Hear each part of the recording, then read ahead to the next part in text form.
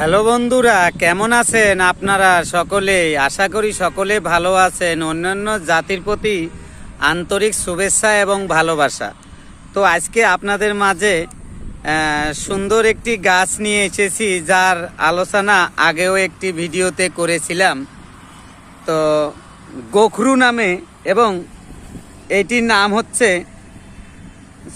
বড় গোখরু এবং ছোট গোখরুও বলতে পারেন। গোখরু একটা আছে খাওয়ার জন্য, কিন্তু এটি খাওয়ার জন্য না।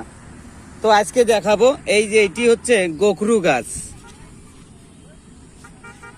বা অনেকজন ছোট ধাতুরা হিসেবেও পরিচিত। এটি আরো অনেক নাম রয়েছে এটির, আপনারা কে কি নামে চেনেন তা জানাবেন। তো কথা হলো, যেনারা দীর্ঘদিন ধরে মুখে বরুণ, টেম্পলস এবং মুখে দাগ